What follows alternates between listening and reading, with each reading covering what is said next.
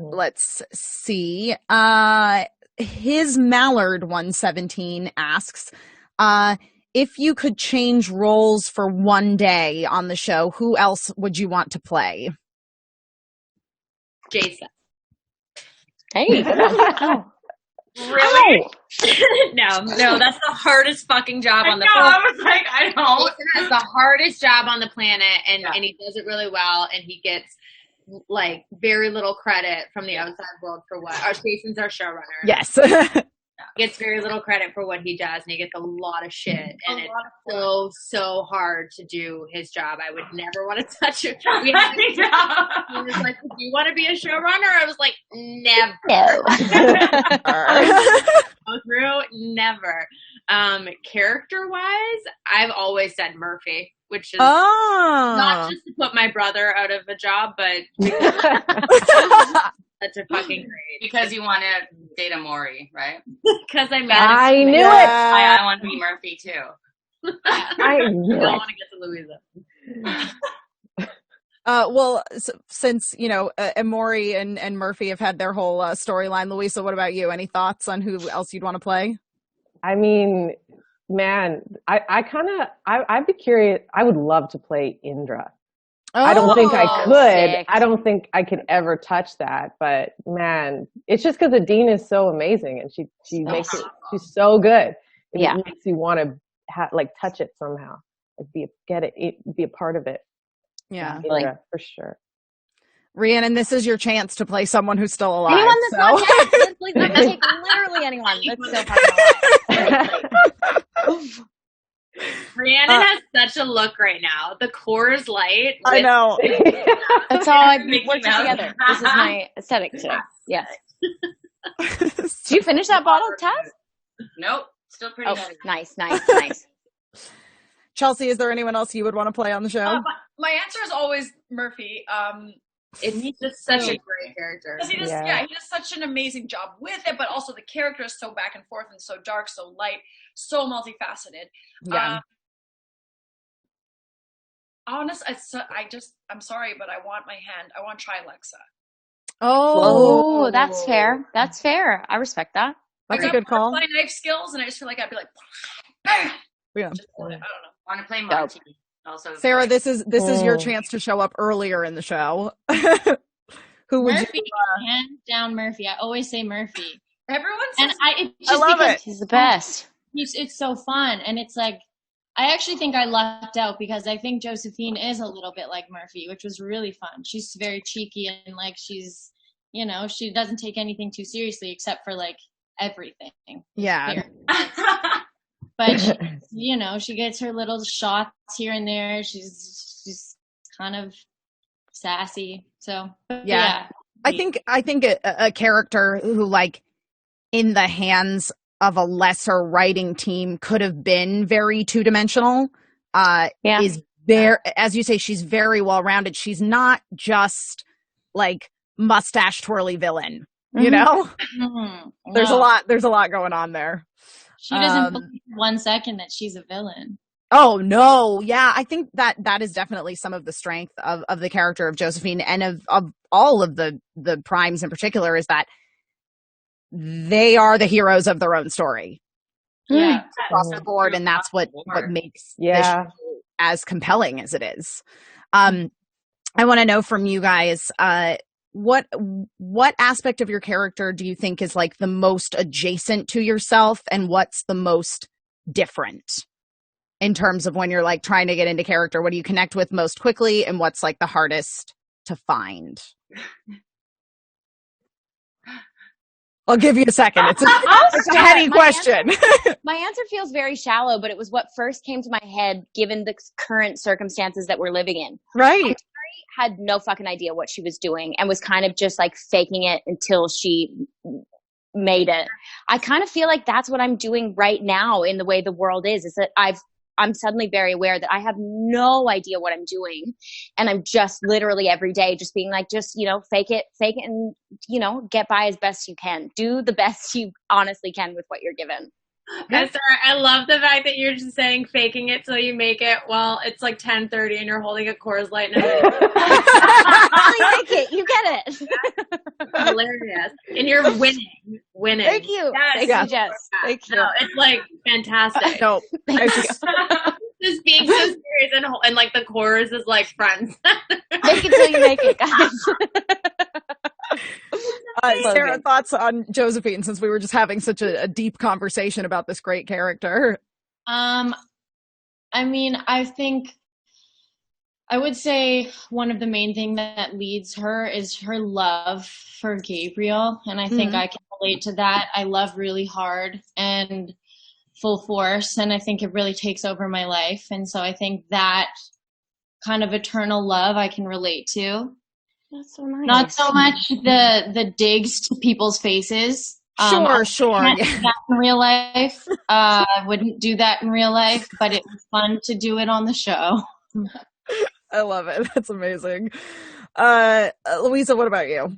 I think, I mean, this is super personal, but Maury's kind of deep fear that she really runs under the surface of her whole existence, because that's very much something that I have like super deep down that I don't even like to look at sometimes. And, a lot of time in quarantine kind of makes you start thinking about these For things. sure.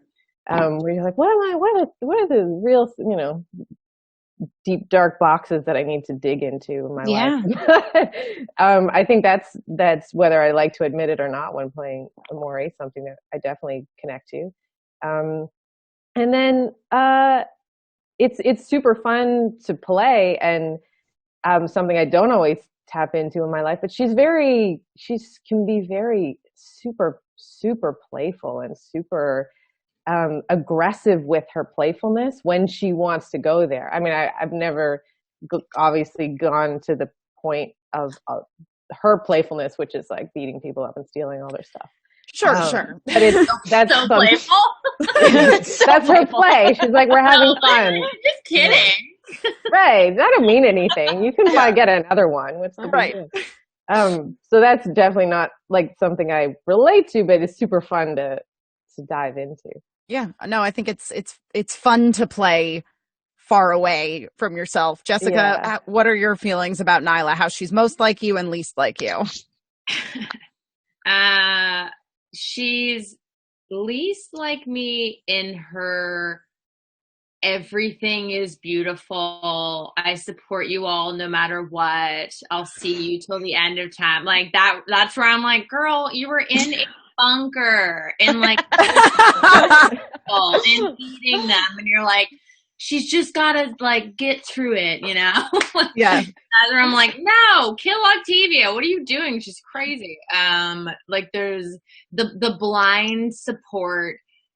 I don't know. I say that, but also that might be the thing that I find most common with, which doesn't make any sense. But I find her blind support for people that are obviously doing wrong, but she sees them. I think it's endearing. She sees them for their best traits and tries to help them with their worst. I think it's very admirable that she's like that. I'm not like that in real life. I could probably take a page out of her book, but that's not as much me. More so my connection to her is her like, yeah, bitches be crazy, like, but I'm too tired to really do anything about it. Nice.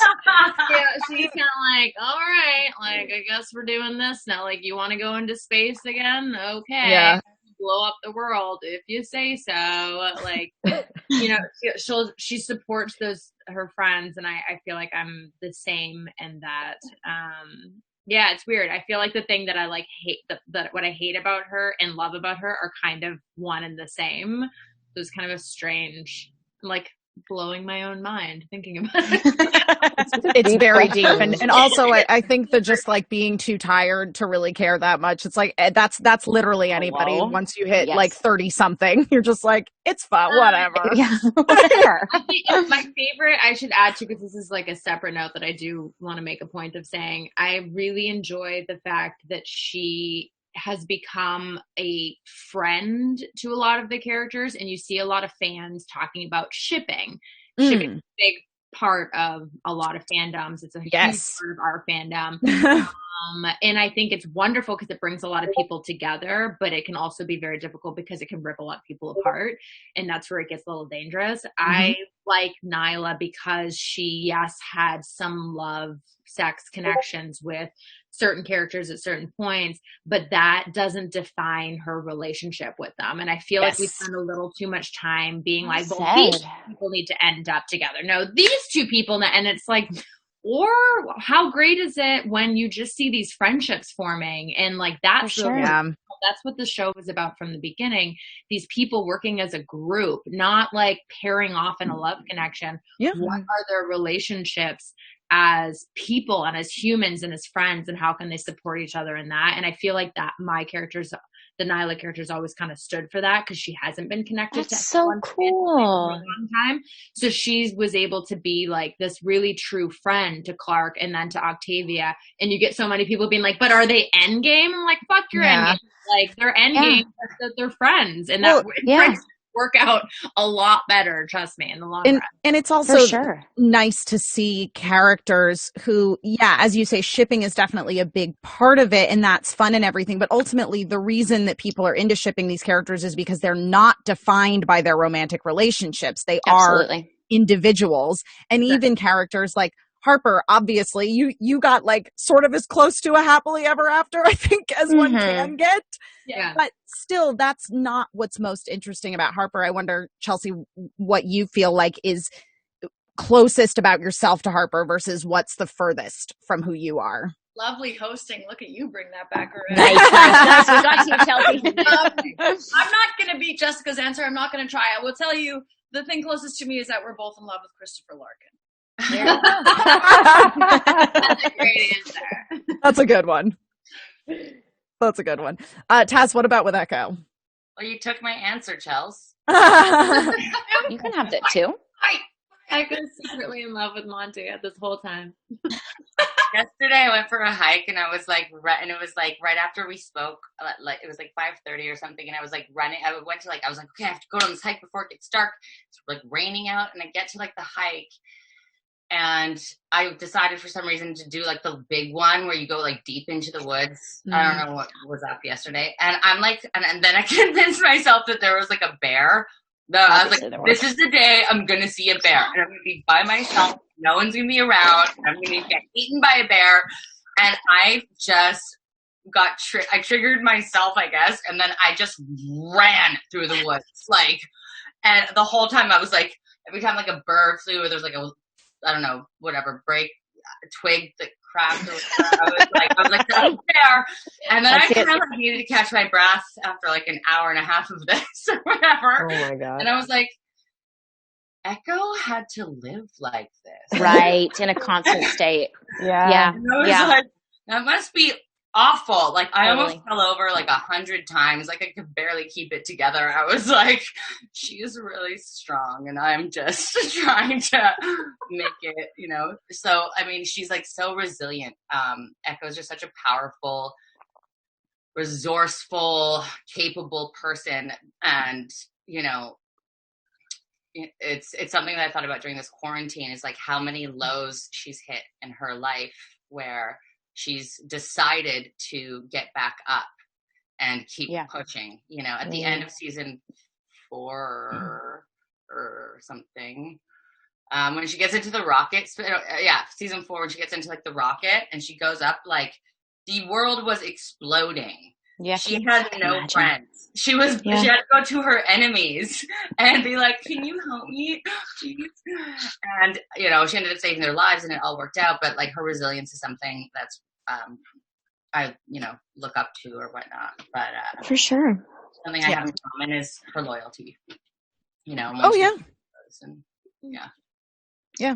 Looked up to, aspire to, all of those are good things, even if, again, like you don't necessarily naturally see those things as much in yourself. It's still, I think, beneficial that you like look at a character and go, oh, here's something that I admire about them that I would like to apply to my own life. Absolutely. Yeah. Yeah. Also, it's a good. Give me a shout, Tass. I hike like once a week and I got all the bear bangers. The bear what? To, like, make yourself big and like, Well, I was gonna say, I see that. Yeah, Chelsea, could you enlighten us with Chelsea's tips for if you encounter a bear in the wild? I'm going to go real Dwight Schrute on your asses right now. It depends what kind of bear. But if it's a black bear, yeah, make yourself big and loud and talk. Yeah.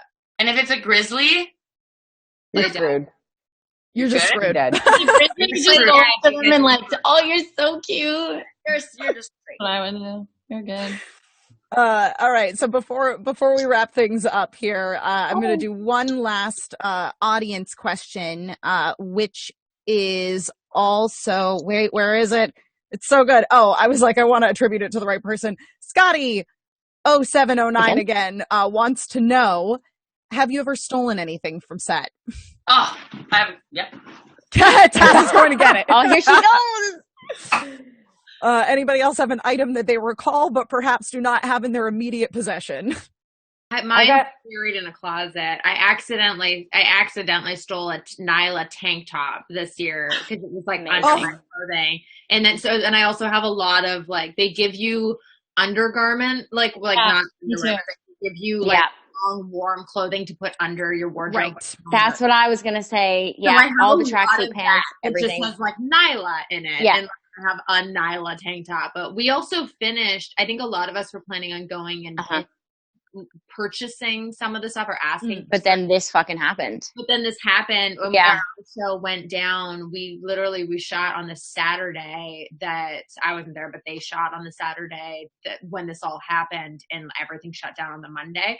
So I think there was a lot of plans to go, and like I really wanted Nyla's boots, and like I'm sure a lot of people wanted pieces of their costume or whatever it was, but we didn't get. Well, hopefully all that will be on hold, like so many things, and that it will go back to doing that. Like you guys missed your whole wrap party for your entire 7 seasons of the show. Like hopefully those things will come back after all this is over. Yeah. Not holding my breath, but it would be nice. Yeah, I know, right? I know. Tassia apparently stole a bunch of shit, so here she's just collecting it all. If I had time to show it all, I would. No, so I went. There's like the sword thrown behind. Oh my god! And out, she's living in the ark. I'm videoing you from right now. But what did you go grab? I forgot my orthotics in my shoes. So I drove back and I was really tired, and it was on that Saturday. I filmed on that last day, and there's a lot of things going on, and I went back to get my orthotics, and I was like walking through the space, and like Corona had begun shutting down the world, and so it was feeling very like empty and vacant, the world. And I was driving on this empty highway, get to the studio, and I go to get my orthotics, and then I'm like, I have this time to walk through this space kind of, by myself. And I was like, wow, like this is a lot. It's really beautiful. Like this is such a special time. Like, and I look over and I see this. No!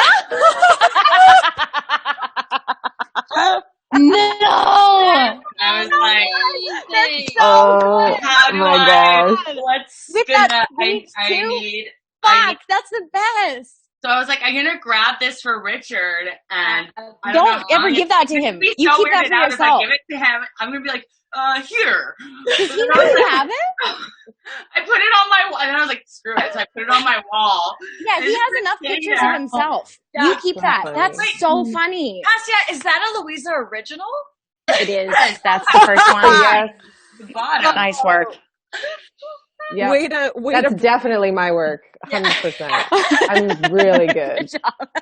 Well, I have to say, Louisa, you really captured his likeness. Spot on. To a T. I stole Harper's bullet. Her last bullet she ever shot.